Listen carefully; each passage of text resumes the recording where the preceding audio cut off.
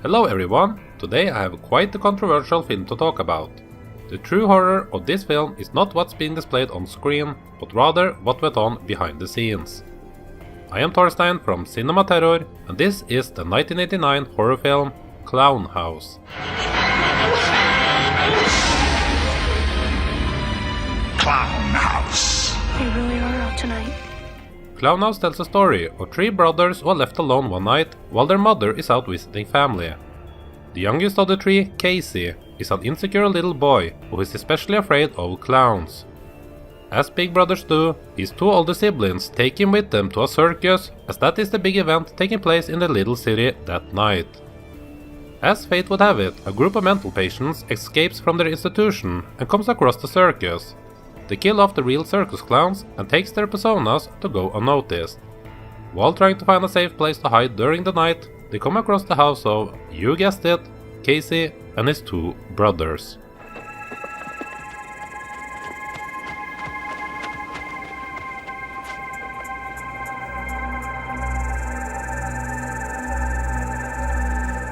Before I go into the review of Clown House, I have to address the controversy surrounding it.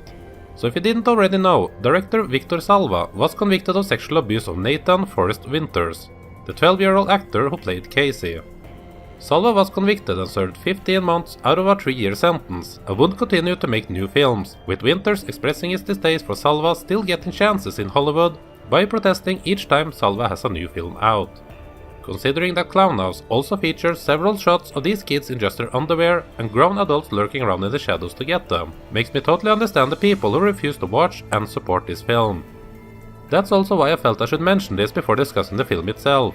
And the reason why I still want to cover the film is that even though I of course think Salva's actions are gruesome and inexcusable, I still think the rest of the cast and crew deserves to get some recognition for their work.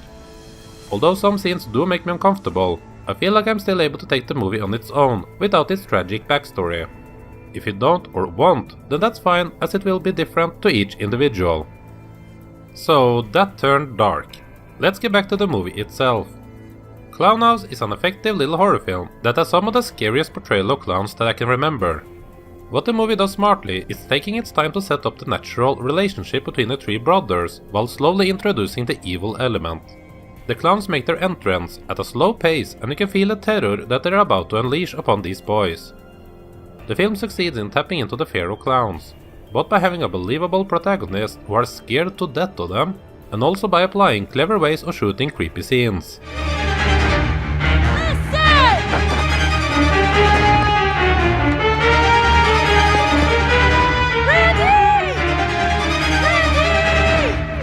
Clown House doesn't have a lot of on-screen murder and mayhem, and it is a film that feels a bit like it is targeting the younger horror crowd.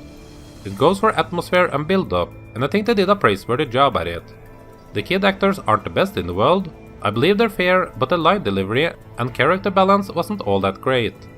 But who can blame them, considering what was going on behind the scenes? The oldest of the kids was actually played by first-timer Sam Rockwell, who would go on to make quite a successful career for himself in Hollywood. Scared? You can't stay home, you know that. Too bad. I have to face their big clowns over your soup. I'm not as scared, so shut up. Well, you better sit next to Jeffrey. I don't want you peeing your pants on me.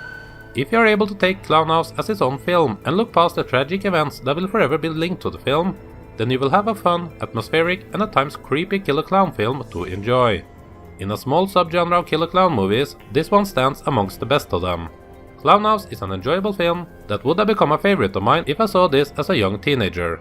Clown House gets a marvelous score of 4 out of 5.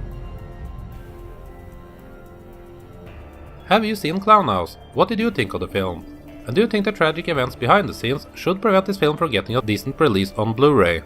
Feel free to discuss in the comment section below, but please do keep it civil and respect each other's opinions. If 80s horror is your preferred choice of entertainment, then make sure to check out my top 10 list that I currently have available for most years of the glorious decade that was the 1980s. I hope you enjoyed this review of Clown House. Make sure you are subscribed to be updated on what I got coming up in the future, and of course, thank you for watching Cinema Terror.